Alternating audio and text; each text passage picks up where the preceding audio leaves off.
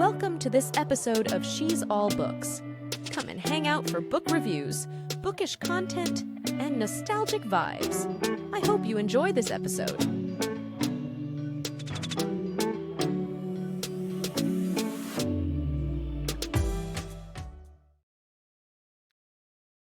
Welcome to She's All Books. You're in the right place if you can remember Y2K.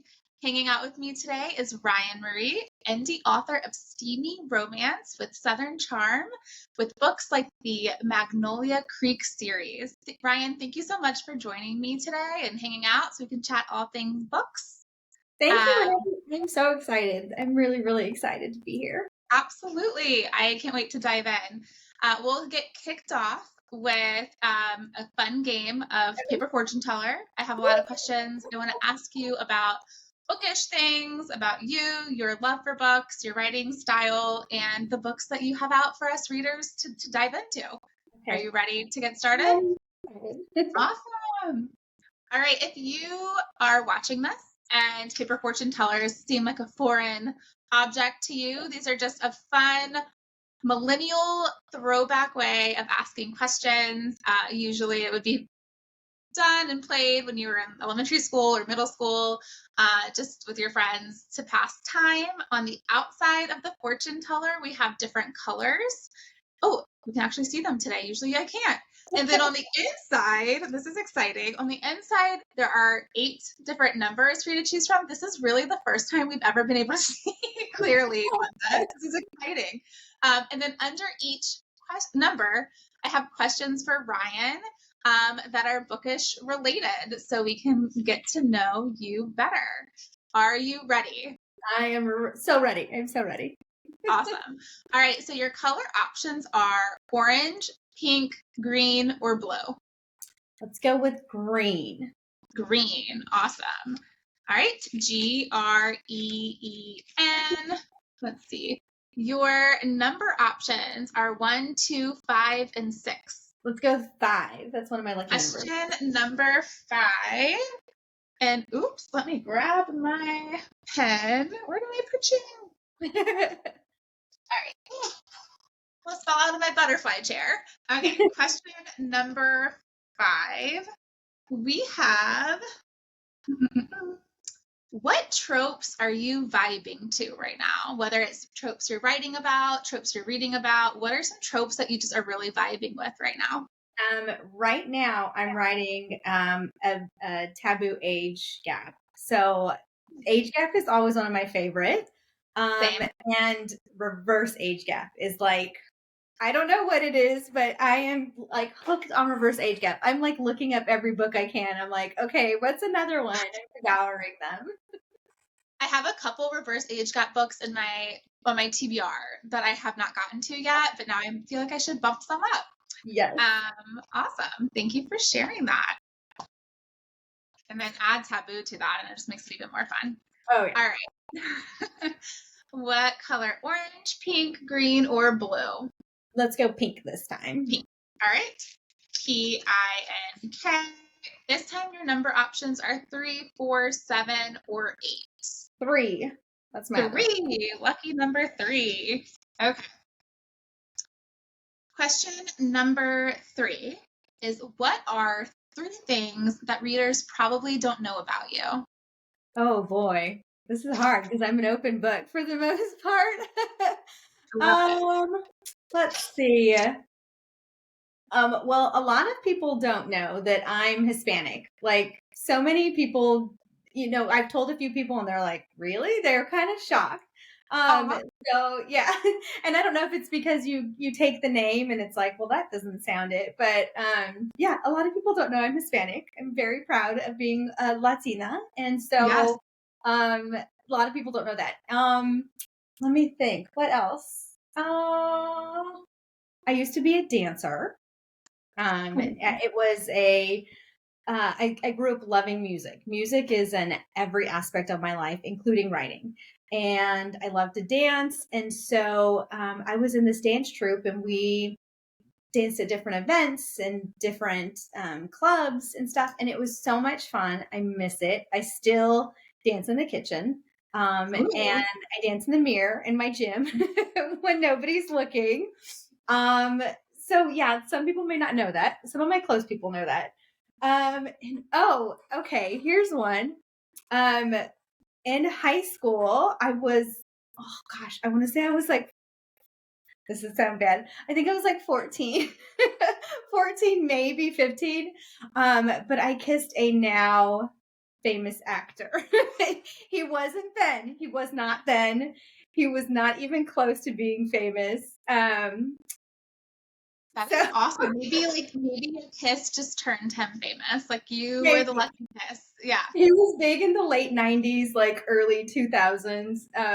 But he was like best friends with my friend's boyfriend, and we're all at a party and people are like coupling up, and we were kind of like, I mean, it sounds so bad when I say it, but yeah, that's like, and when my husband found out, he's like, oh my gosh, so it's kind of like I kissed, blah, blah, blah actress. I'm like, no, not at all. Not really. It doesn't work that way. But can you tell us like one movie or show or something that this person was in? Let me see. What is that? I think it's called She's All That. Is that the one with That's what my name of my bookstagram is after, is the She's All That. She's all that. Yeah, I think that's the right one where she's like kind of nerdy and then okay, he's in She's All That. Yeah, but like the original one, like the movie, the original one from like the early 2000s. Yes. Yeah. Oh my gosh, one of the shirts I just ordered that I was talking to you about before we started recording was the She's All That shirt. I'm like, I have to have it for my She's All books. Like that's the whole premise of this. He's married to a famous actress now, so I think that gives you enough to go from. Oh, I am pretty sure that you kissed the guy who I like obsessed with my whole life, so I will be connecting with you about this afterward. Yes. Now I can't do this. I'm so sorry. He grew up in my town, so we went to a different high school, but we grew up in the same town. Again, not famous at all at the time, like not even a little bit. So. Does he have a famous father? Yes. Oh my gosh. Oh my gosh. All right. Oh, I'm like getting hot and I am you. How? Back then it was not a big deal. Back then it was kind of like, whatever. I've watched, if it's who I'm thinking of, I've watched every single one of his movies a bajillion times over and over again. He was like the heartthrob. Heartthrob. I guess there's quite a few movies. I guess that was the first one that popped into my head. But now that I think about it, I'm like, oh, there's a ton. Yeah. Well, we will be chatting for sure. Yes. That is like the best 3 things about you anyone could ever say, and I think I'm gonna have to retire that question because nobody's gonna ever be able to up that now. Maybe somebody's like, oh, I kissed Henry Cavill, which I would have to immediately find them and probably. Me, I would be like, nope, Brian's got you. Sorry. Oh my gosh. Well, how am I supposed to conduct the rest of this interview now? All right. We're going to have to quickly hop into the next one before I just start asking you a whole bunch of questions and we don't talk about your books because that would be horrible. All right. Pink, orange, green, or blue? Blue. Blue. BLUE. I can barely spell now. You have 1, 2, 5, or 6, but you already chose 5, so you can't choose that one again. Let's do 2. 2. Question number 2. So envious right now. I'm green with envy. All right. Question number 2. All right. You have to fill in the blank. Okay. My ideal book boyfriend blank. I'm like red from that. I like my ideal book boyfriend blank. I'm done. My ideal book boyfriend. Okay, so I have I can just say my ideal book boyfriend is, because there is one that I just fell in love with the second I read his book, and he's when people ask who's your favorite book boyfriend, he's always number 1, always. So it's King Kyle Garrow, and he's from the All in Men series by Gianna Darling. I thought so. I love Gianna Darling. Yes. So That series is we meet him in Lessons in Corruption. yes. And it's a reverse age gap, so I don't know what it is. There you go. There you But go. he's got like all the qualities. He's poetic, he's protective, he's sweet, he's rugged. He's just all the things. And so when you think of, most women, when they think of their book boyfriend as compared to like their real life, it's always so opposite, Right. and he's got all of those qualities. He's Right. it. He's the number one. It's funny that you say that because it's true. The actual, like, for me, I mean, it's probably true for everyone, but like when I was thinking about it when you said that, like the book boyfriends I gravitate to, personalities are totally different than like my actual husbands, but I still feel like the tall, dark hair, like that is how I always kind of envision. I don't envision my husband when I'm reading a book boyfriend. That would just be weird, and I've never done that. But like I always like kind of envision like the Michele Morone, like the tall, the dark hair. Yeah, it's funny how it all kind of like and my husband's the same. My husband is super, super sweet, like the nicest guy ever. He's the quiet accountant. Yeah, he's like the quiet accountant who at home he's a different person than he is with his, coworkers and stuff. So it's totally opposite. And then, I'm reading these dark romances with men who do things that they'd end up in jail normally. Yeah, exactly. That is so true. It's really true. And do you find that like when you're writing your male characters, they tend to be like opposite of your husband, or do they tend to like be similar in any ways? I think there are some similarities that I pull. Okay. There are little bits and pieces that it's the same, with the female characters. There are little bits and pieces that I sneak in, qualities of his that I put in there. One is his humor. He's got the best humor. So I always try to sneak that in, and some one-liners that he's pretty famous, at least in our family, for saying. So I try to sneak those in when I can. I love that. That is awesome. All right. Book boyfriends for the win. And I should have said it could have been a book girlfriend as well. I always book boyfriend, like the bees just like bounce out of my mouth, but like it really, your book crush is what I should have said. Okay. Yeah. Pink, orange. Yeah. Pink, orange, green, or blue. That's something I like consciously think about. Let's round it out with orange. Let's just hit all of them. Orange. All right. ORANGE. All right. Your question options are 1, 2, 5, and 6, but we've already done 2 and 5. So 1 or 6. Let's go with 6. That one's coming to me. Yeah, 6. Question number 6.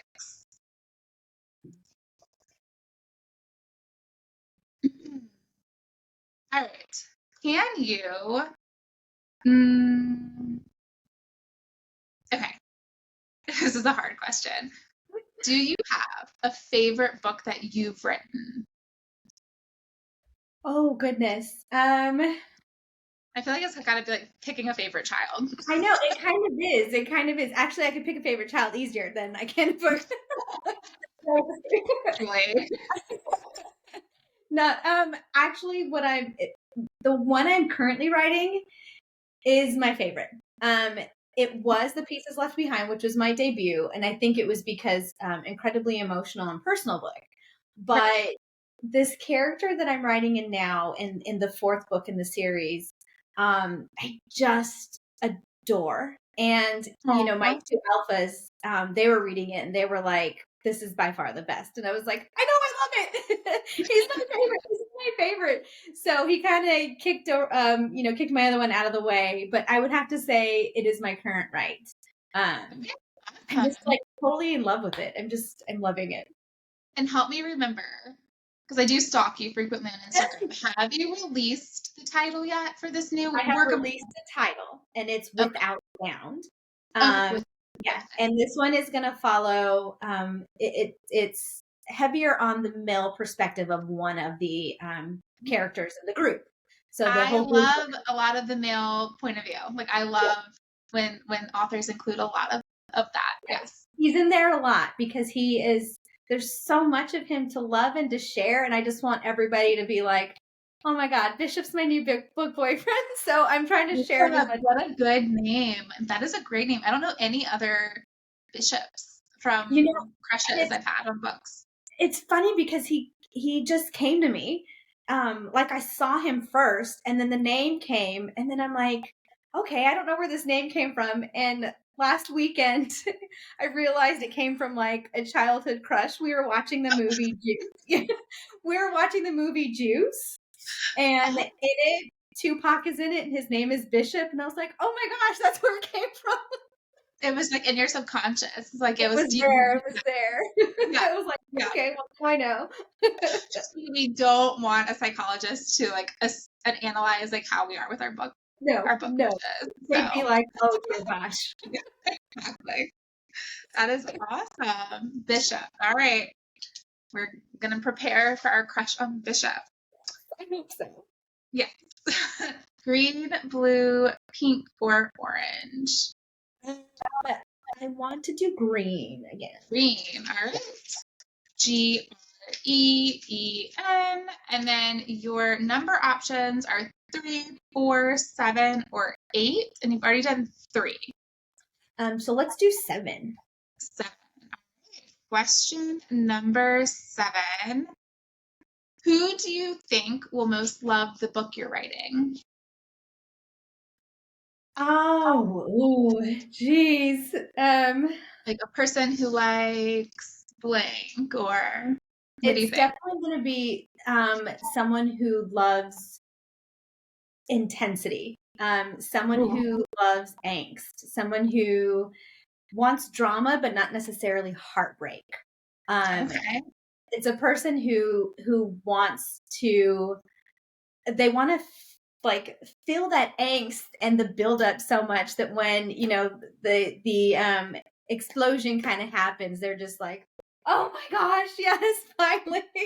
So anybody that loves angst, anyone that loves drama, this one is for them for sure. Oh my gosh, sign me up. I'm ready. I'm ready for it. That is awesome. All right. Green, blue, orange, or pink? Blue. Blue. All right. BLUE. Your number options are only one, because you've already done 2, 5, and 6. So 1. Sorry. So 1. I'm pretty sure that's already happened. Okay. All right. What number did we just do before this again? Was that 7 or 8? We 7. did 7. Okay. Thank you. Trying to keep track so that I don't ask you a bajillion times. Okay. Question number 1. Can you tell us, and if it's not for this new book, that's fine. We can pick a different book of yours. Can you tell us what some of the tropes are for this new book? You've mentioned a couple.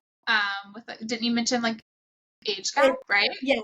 I haven't mentioned all the tropes, but you know what? Let's just go ahead and do it here. Why not? I'm feeling really bold right now after finding out about your kiss. So I'm gonna just go for it.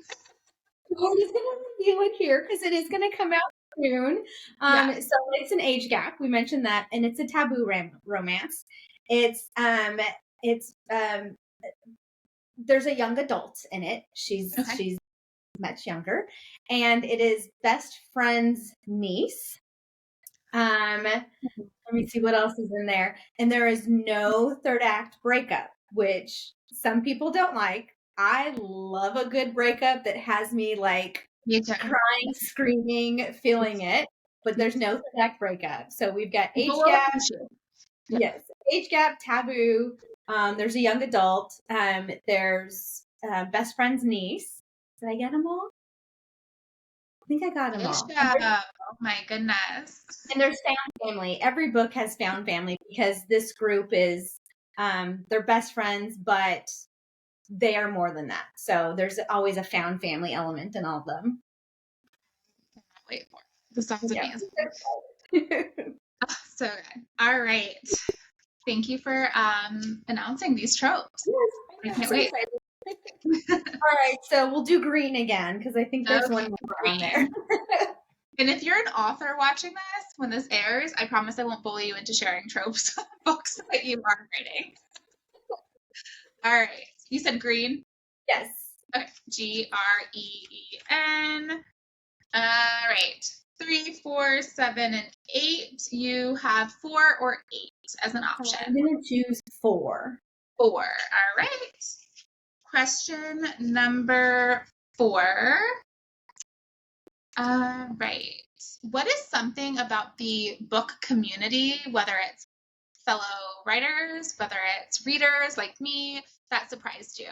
And it could be a good surprise, any type of surprise about the book community. The surprise was the immediate acceptance. I came into this a nobody. I didn't have a Bookstagram account. I've been a book lover. I've done ARCs, but I never had a Bookstagram account. So I started from ground zero, like literally zero. I had no connections outside of, I was part of an author group on Facebook they are the most phenomenal women I've ever had the pleasure of getting advice from. So they were very accepting. And then just the readers, I mean, they are so thirsty for new authors and new books and wanting to know and support indie authors. That it felt so good. I cried the first time I got a compliment, and I still do. I shouldn't say I cried. I still cry every time somebody, gives me a compliment or says something so nice, because I still can't believe that anybody even picked up my books and read them. So it's just been so welcoming. And so that is probably the biggest surprise, because I really thought I was going to have to fight my way in, tooth and nail, to get just a little tiny slice of any recognition. So the readers are just phenomenal. Of course, you come across some bad. That's, I think, with everything. But, I had some wonderful ladies who said, don't let the one negative drown out all the positive, because that's one very small voice and very insignificant. And I said, you know what, you're right. I'm not going to let that. Reader, those aren't even the reviews I look at. Like, as a reader, I'm always, like, if I'm looking to check out a new book, I'm always looking at, like, the 5-star reviews. At least that's, like, me. Like, I want to see, like, what is really awesome about this book that I should read it. Like, I'm gravitating towards those positive reviews to see if it's, like, a good book for me.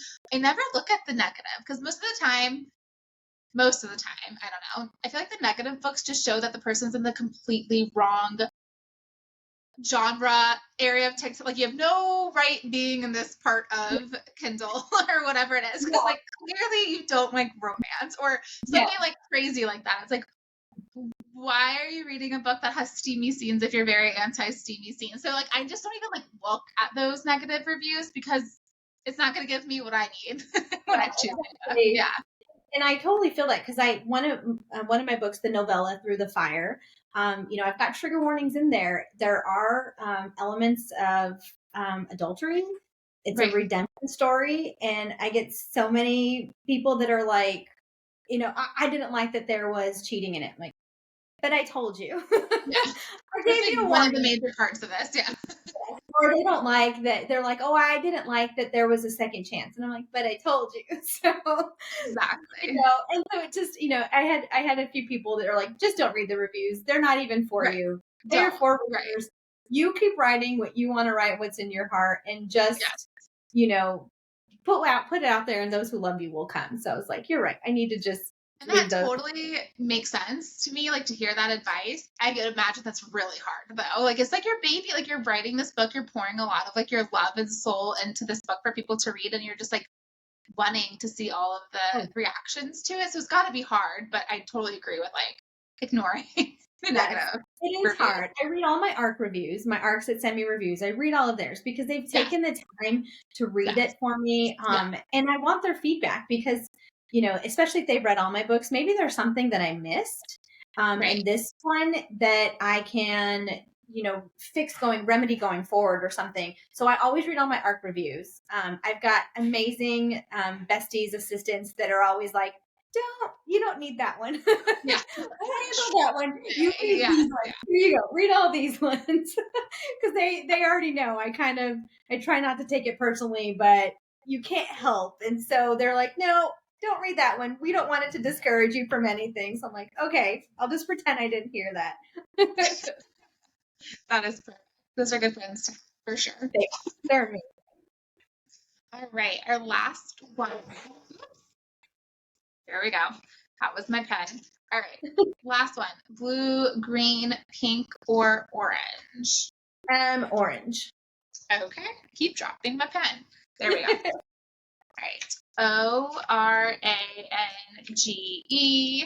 And you have all of 3, 4, 7, 8. We only have one left. So we'll go ahead and go with your last question.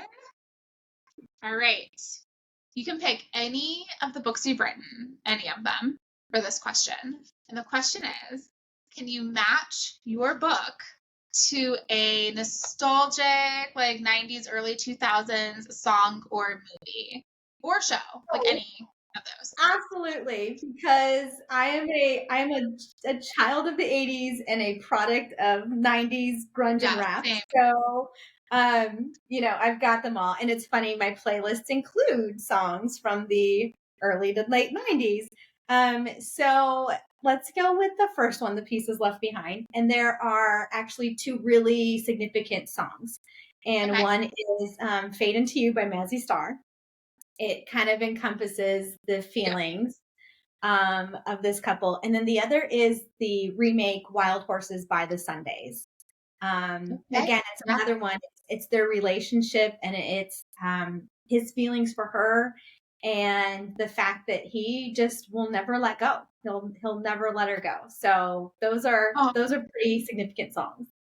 I love that. And I also love how much you love music. And I love when a book connects with like music in some way, whether it's just the playlist at the beginning or pieces of songs being dropped in, like the lyric or just a mention of them in the book. Like I am like a playlist girly. Like I want to always playlist. I don't work well or clean the house well unless like I'm listening to something. But I always love it when an author includes their love of music or music in general into the books. Like that's so fun. Yeah. Music is huge. I mean, it's funny, but I fall into a different genre of music every time I write a book. So the first one was more melodic, softer, more heartfelt. A lot of, those songs that make you think of like your first boyfriend, your first breakup, your first fight, those type things.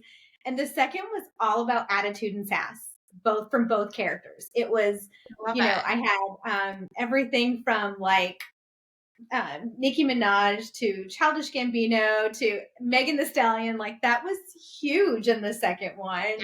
Yes. And then the third one was a totally different feel. I mean, I went, totally opposite. So I need that music to help me get into the book. Without it, I don't know what my writing would be like if I didn't have that music, because it truly inspires my story. That is awesome. So it's like part of your writing process. Yeah, I feel like it's also part of my reading process. And when I'm reading a book, I'm kind of like matching it in my head with like songs. Like a song, it might remind me of a song or it might remind me of an album. And I always like kind of am thinking about that in the back of my head, or I'll like have to listen to the song that's reminding me of as I'm reading it. Music is awesome. It's very powerful. Yeah. It is. It really is. And I think that's why I include so much music in my writing, because it is powerful. And sometimes it says the words that you can't find or that you just can't put down onto paper. Right. So, and music is an enormous part of book 4. Like so much. So yeah. Oh, I love it. This is exciting.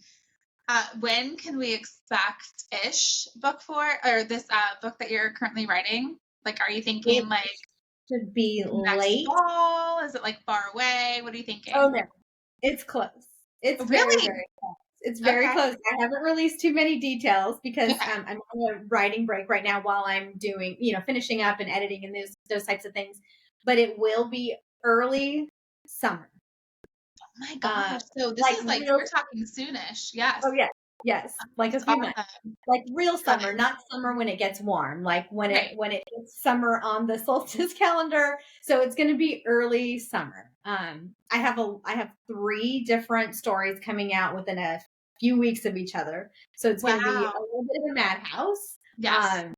But yeah, this fourth So I one. might be able to read this on my beach vacation this summer. It might be Oh, happening. yes. It's Yes, that would exciting. be amazing. I will continue to stalk and find out when this is going to Yes. release. Awesome. Well, we are at the portion of this episode where you have to choose a nostalgic millennial game, and your Ooh. options are, and they all will have a bookish twist to them.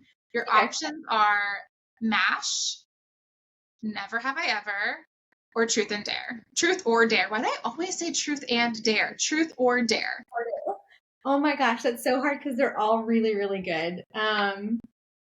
And all scary also because they can kind of reveal some. Yes. Let me think.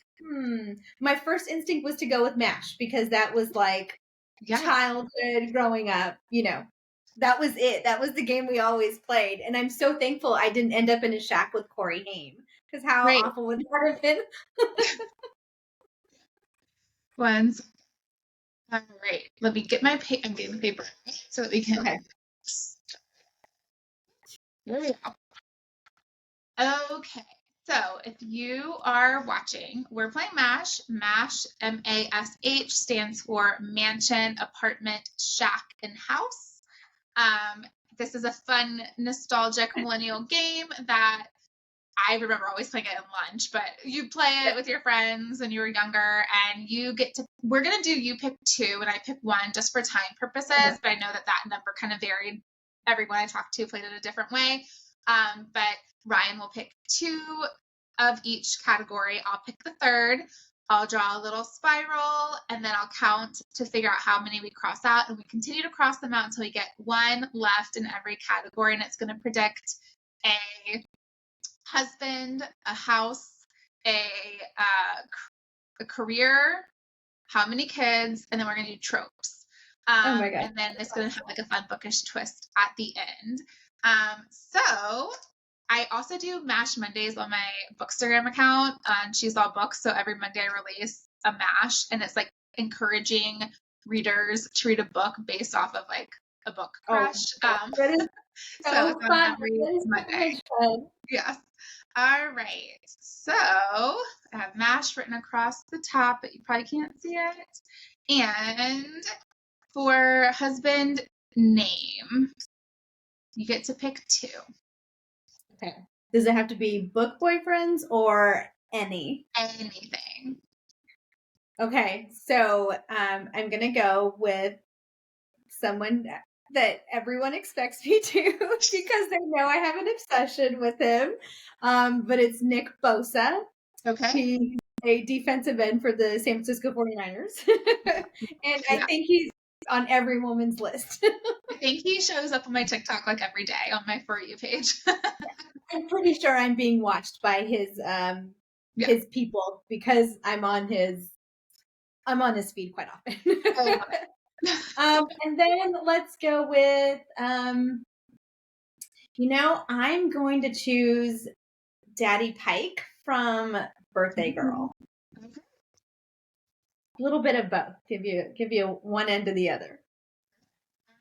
I'm going to choose a random name, and my random name is Freddie. That's going to be my random name. That's a good random name. It is. Okay. And then for the career, what does this person do? And it can be anything. Like, it doesn't have to be actually what they do. Like, you can just pick a name. Firefighter. Okay. Let's go with flight attendant. Okay. That's good. And I will do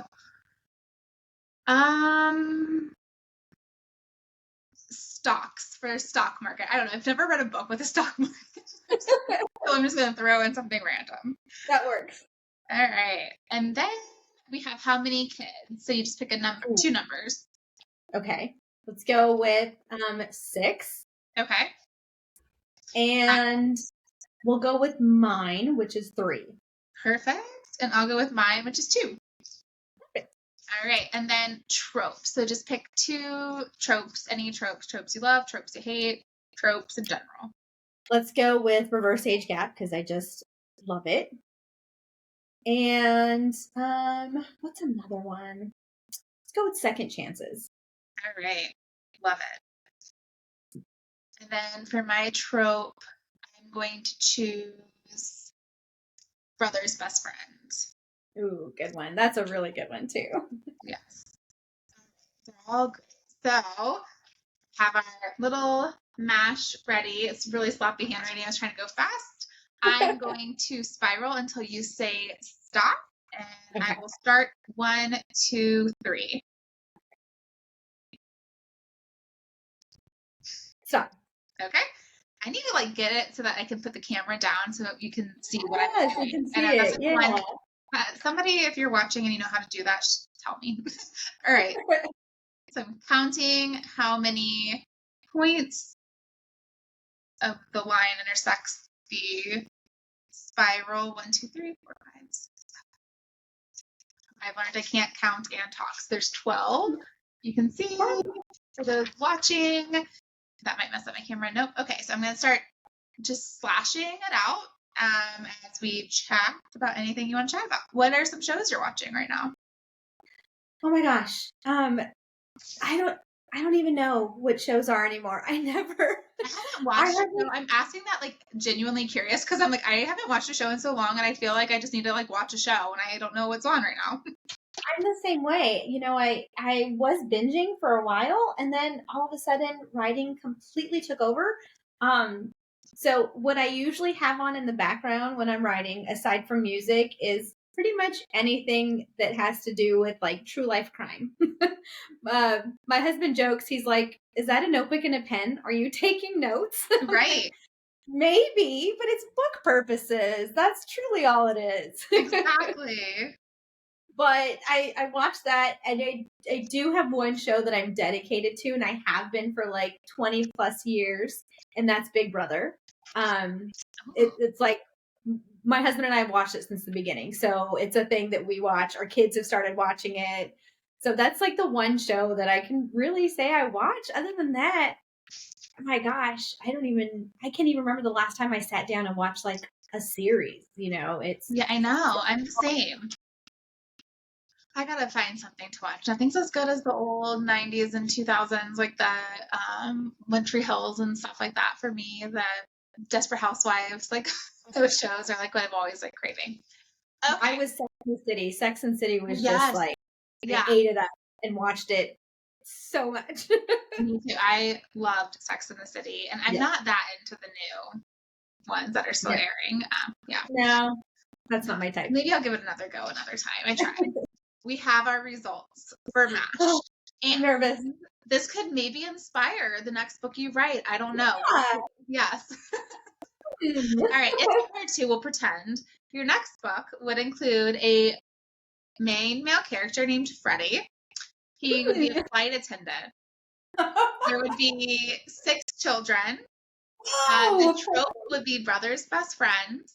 And they would live in a house where he would live. Or somebody would. I'm good with the house as long as I did all of the prep work for you for your next book. We're all ready. Yeah. Maybe I'll change Freddie's career to secret movie star or something. And that would be a good one. I think that would make he'd be able to support the 6 kids a lot easier. Not that flight attendants can. That's a lot of traveling to leave your significant other home with 6 kids. Upset. That would be tough. Yeah. But hey, everything else, the foundation is there. We just need to, now we just have to make a playlist and we'll be set. Yes. Oh, it's already right here. I'm already making it. It's already going. Exactly. Well, I always like to end the episode with a very, very important question. And I've asked this question one other time on my show. I like to rotate them. But if you had to choose NSYNC or Backstreet Boys, who would you choose?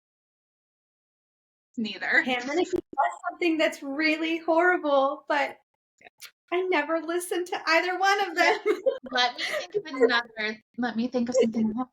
People get so excited, and I was like, I never listened to them. I was too old by the time they came out. Okay, let me think. What can we do?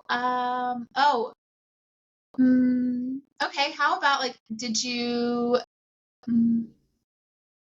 I mean, I was around for the '80s pop band, the '80s boy bands, New Kids on the Block and stuff. Oh yeah. Yeah. Okay, who's your favorite New Kids on the Block singer? Joey. Joey was always, I mean, I had a button the size of my face. I had a jean jacket.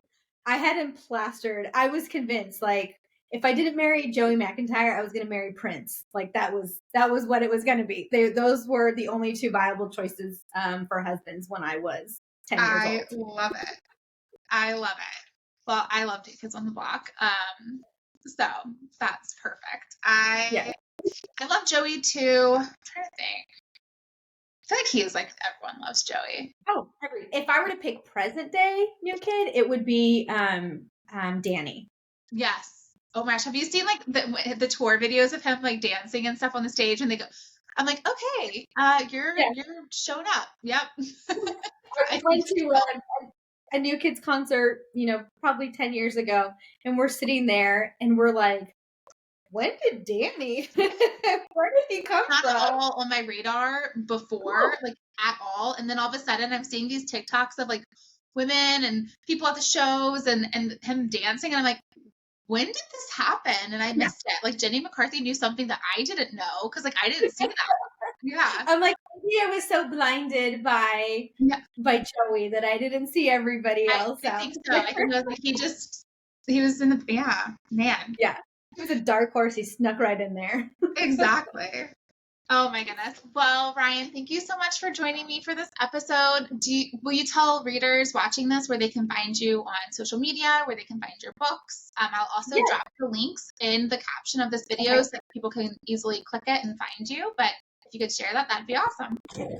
There goes my dog is sitting underneath me and he got stuck. Sorry there, guy. He got stuck.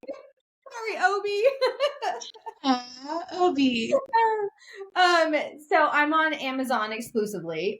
One day I'll be able to go wide, and all my books are available on Kindle Unlimited. Awesome. And coming soon, there's going to be a big sale. So keep an eye out for that. I'm on Instagram and it's author.ryanmarie, and I'm on TikTok, which is really scary. There's a couple of different accounts you can follow, but the one that I post some content of me is ryan.marie.spicy. And so I do a few things on there. Awesome. Well, thank you so much for sharing that. I'll include all of those links in our caption. I had a blast chatting and hanging out with you today. So thank you so much for spending some time with me and talking all things books. I appreciate that. Thank you so much for having me. This was a blast. I absolutely loved it. So thank you. Thank you. Thanks for watching this episode of She's All Books. Make sure you follow me on Instagram at She's All Books. If you're interested in appearing as a guest or partnership opportunities, please check out the links in the caption.